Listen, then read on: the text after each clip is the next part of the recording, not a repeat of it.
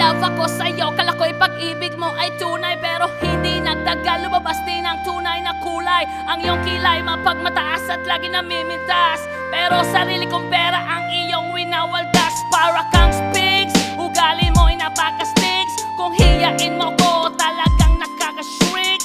Girlie bitty bye-bye, don't tell a lie.